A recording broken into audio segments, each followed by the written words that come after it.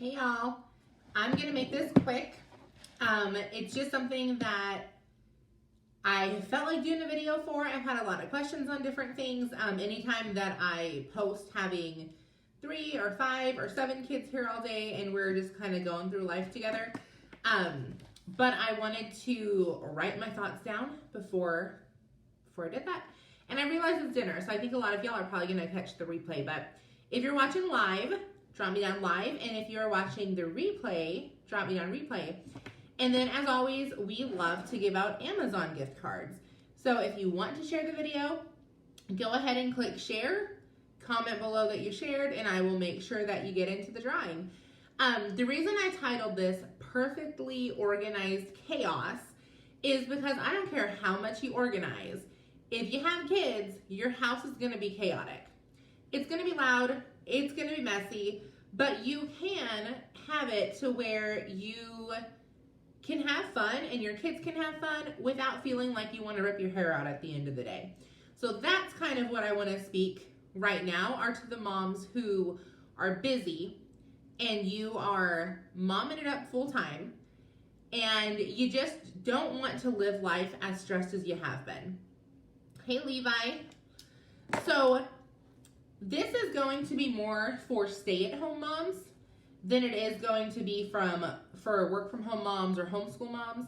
However, stay till the end of the video. I will give you a couple tips specifically for work-from-home or homeschool moms.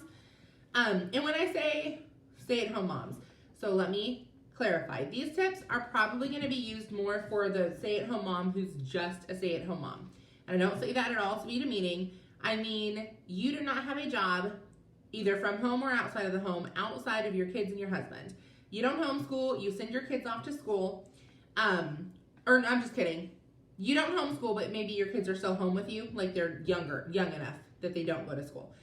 Or maybe you do send them to school, I don't know. But I'm kind of talking to the moms who you have your kids home with you full time, and that's kind of your focus. Now, obviously, there's a work from home mom.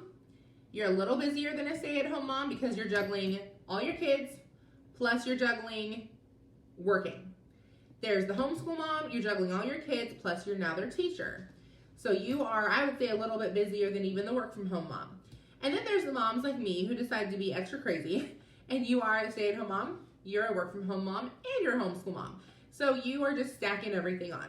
So the tips I'm gonna give you, some of them will cross over, but mostly they are for the stay-at-home mom who you're just doing life with your kids. And it's something that, or maybe you're a work from home or a homeschool mom, but you have days where you don't want to do anything productive outside of keeping your home. So cooking and cleaning, obviously entertaining your kids, being friends with your kids, having fun with your kids, all the things with your kids. But you clean, you cook, like productive, but you're not trying to bring in an income or do school that day or whatever. So my first tip is schedule your day. And I know I'm gonna sound like a broken record because I say that all the time, but here's the awesome thing. If you're just a stay-at-home mom, or you're having a day where you're just filling the role of a stay-at-home mom, you don't have to have your day scheduled to a T. You just kind of have to have something in your head, some kind of game plan. So you're running your household and your kids aren't running wild and going crazy throughout your household. Does that make sense? So when I woke up this morning, I had a day like this today. Guys, I am a work from home mom. If you've been following me, you know this. I advertise on social media. That's how I bring in a full-time income. Like I don't have a job outside of the house anymore. I did, started something online. Now I teach other women how to bring in an income also. But today, I didn't want to do anything. I wanted to have a day off, have a lazy day. So I didn't wake up until 8 o'clock, 5 minutes before these other kids were supposed to show up. And so what I did is I already had in my head, I've got to have time to do the things I need to do, to get dressed and ready for the day, to clean my house, to make dinner for my husband, on top of having these other kids here, which is doable if you've got a game plan. And the way that I would schedule my day, and I would suggest you scheduling your day, is to flip-flop. Flip-flop between activities that you have to be fully present for and independent activities that the kids can do completely on their own. So I'm just gonna run through what our day was, and y'all, if you are curious more what it looks like, check out my stories, because I literally like blogged all of this today because I knew I was gonna be doing this video. So if you check out my stories, you can see exactly what we did and just kind of like the rundown of it. But we started with a puzzle, and I let them pick. So I sat and did a puzzle with them. Then they had playtime while I got ready and dressed for the day. So then I told them, I was like, go to Gloria's bedroom. Obviously, we keep the door open. And they played. I won't say quietly because it wasn't quiet. But when you've got 3 kids here under the age of 7, it's not going to be quiet. And I'm okay with that. Like, I love hearing kids laugh and run around and act crazy because that's part of childhood. My husband would disagree, but I'm saying I don't mind it. And then, again, back to a group play. So we did pancakes. And I didn't just like go make them pancakes. Literally, they mixed the batter. They got to color the batter in their own little bowls. The only thing I didn't let them do was actually cook it, because I didn't want any accidental burns on kids that weren't mine. I do let my daughter use the stove when I'm with her, but if she burns her hand like small or something, it's not a big deal. When it's other people's kids, I tend to be a little bit more cautious because it's somebody else's health insurance and somebody else's time spent having to take them to an emergency room if it is a bigger burn. You know what I'm saying? Like, is anyone else like that? I don't know. I feel like I'm more cautious with other people's kids than I am mine. Now, one thing with this, if you have an activity like cooking, for example, obviously we were going to sit down and eat them too. We were having brunch. So it was a hands-on activity until I put them on the skillet. Then there's like 5 to 10 minutes of dead time. What do kids do when they don't have anything to do? They get in trouble. So I'd already had a basket planned. We had some Valentine's little coloring things and some markers. They got to sit and color for 10 minutes while I actually flipped and made the pancakes. And then they got to decorate their own pancakes, which they thought was like so cool, making their little green, pink, and blue pancakes into smiley faces with some whipped cream. Talk about happy kids. Then I had them go play in the garage. Now, our garage is attached to our house. Obviously, we leave the garage door shut, like they can't get out of the garage, but then I leave the kitchen door open so I can see and hear them. And while they played, I did my dishes, put all my laundry away, cleaned my kitchen, like while they were playing. Then I brought them back in. We did diamond paintings for the girls, slime time for the boy, and I sat at the table and I played with them. When we were ready to be done with that, we moved on to, what did we do? Oh, I had them play quietly again. Now this time was just for a shorter time.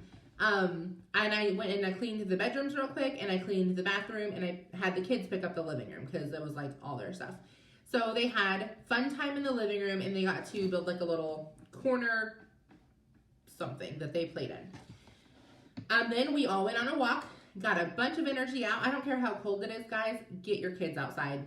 We bundled up. We had snow pants on. I had earmuffs on that weren't even mine. They're my daughter's, but my hat that I normally wear doesn't work if I have my hair up because I have so much hair. That's one blessing and a curse of these hair vitamins I take is when you put your hair up, there's a lot of it. When we came back from our walk, I let them build a giant fort in our living room. They laid and watched a movie while I did my journaling time and I made lunch. So again, you're just flip-flopping activities. Your kids don't need to be with you 24/7. They need to learn how to play independently. But also, if you're a stay-at-home mom, again, like your job is your kids. So it shouldn't be something where you just park them in front of a TV all day or tell them to go play all day because you don't want them to be around you. So it's kind of, there's a balance to it. The second thing is schedule these activities in 35 to 40 minute increments, or actually 30 to 45. I think I wrote it down wrong. 30 to 45 minute increments, because anything that you have your kid do for too long, they're going to get bored. When they get bored, they get into trouble. So I knew the puzzle took about 30 minutes, and by the end of the 30 minutes, guys, they were getting antsy. So then you switch it up to a more active activity. Let them run off some energy. Then again, at the end of about 30 to 45 minutes of playtime, they're starting to argue with each other. They're starting to get bored. So then you switch it up to something again. Like, the key is to keep switching it to where they're not getting bored before they're done with that activity. You want to let them end the activity on a high note, having fun, versus a low note of this sucks, like mom made us go to our room and play and now we hate each other. So, and one thing I will say about that too is if you're going to have playtime staggered in there, which I fully think that you should. Do you want to say hi? Yes, she does. Hello, we had friends over. We had friends over. All right, go play. If you're going to stagger playtime, which I fully think you should, then you need to switch up the area that you have them play. If every other segment of your schedule is go to your room and play with toys, again, it just gets old quick for them. So we switched it up between room, garage, and living room and had different segments of things they were playing with. So it was always like a new, fun, exciting playtime. And the third thing is don't overly schedule your activities. And I know that sounds like a contradiction because I just told you to schedule your day. But what I mean with this is what I just said. Make sure that you are interjecting some playtimes in there. Playtimes that you did not schedule, as in you scheduled the time for it, but you didn't tell your kid what they had to do during that time. You want to let them have independence, let them make choices, but more importantly, you don't want to stifle the creativity of the imagination. And sometimes I even do that with like the actual activity if it's not playtime. For example, my daughter loves to paint. So sometimes we have cool little painting kits that we do. Sometimes we set out a whole bunch of different paper, maybe some scissors, lots of different colors of paints, different sizes of brushes, and she goes to town. It's a scheduled painting activity, but no one is telling her what she has to paint. Same with coloring. So, there's so many different things you can do, but again, with playtime, sometimes you may want to have like a scheduled playtime and do some minute to win it games with your kids. Those are fun and kids love those. But sometimes you need to say, hey, and I don't tell them, hey, you got 30 minutes because kids have no concept of time anyways. But say, hey, like go play in this area of the house. And maybe you set out some toys, maybe you didn't, but they get to choose what they do and how they fill their time. So those are the tips for stay-at-home moms. And I do want to give you, like I promised, hi, Savannah, yes. So if you share this, you do go into the Amazon gift card drawing. Just click the share button, comment below that you shared. So if you are a work-from-home mom, I will tell you one big thing that I would suggest is scheduling your time a little bit more in blocks than just like we're gonna have a little routine. Because if you're a work-from-home mom, like I said, you are a little bit busier than just a stay-at-home mom. We all choose what we get to do or want to do, and some are just busier than others, and that's okay. Now the exception to that is if you're a work-from-home mom but your kids go to school, then you have a lot of freedom. You have like, 6 to 7 hours that your kids are at school. So you have a lot of time. You don't need to be quite as scheduled. Now I would still schedule, but you don't need to be like minute to minute. Now in the summers or on breaks, when your kids are home and you're trying to work from home, you need to be a little bit more scheduled. Okay, it just is. And if your kids are home and you're trying to work, I highly recommend following the mock scheduling system. Actually, I would recommend that for any mom. I don't care if I would recommend that for any person. I don't care what your life is like. The mock scheduling system completely just revamped our schedule. And if you don't know what that is, I created it a couple of years ago. Just message me, mock scheduling system. It's free. I'll send it to you. You can go through it and see if you like it. Hey, babe. My husband just got home, so we're going to hop off here and go have dinner in a minute. Yeah, food. Honey, you just had dinner. I'm hungry. No, she had dinner not even 5 minutes ago, guys. Anyways, but if you do work from home and your kids are home all the time, wake up before your kids. I know it sucks. Y'all, my daughter wakes up at like 5:30. That means I'm up at 3 some mornings. But it just is what it is. If you're going to choose to work from home and choose to have your kids at home, or, maybe you didn't choose that. Maybe it's summer. Like your kids just aren't in school right now. Or not even. Maybe it's e-learning because that's just what we're doing. You're going to have to make some sacrifices and really get tight with your schedule. Now, if you're a homeschool mom, again, I highly recommend the mock scheduling system because it is something that I have so many homeschool moms that are on it and absolutely love it. It's something I would recommend to everybody. But with your schedule, I would suggest hard subjects and responsibilities in the morning, like first part of your day. Fun school, art, reading, that kind of stuff, like you reading to your child, not reading comprehension. the second part of your day or into the afternoon because their brain is more alert in the morning.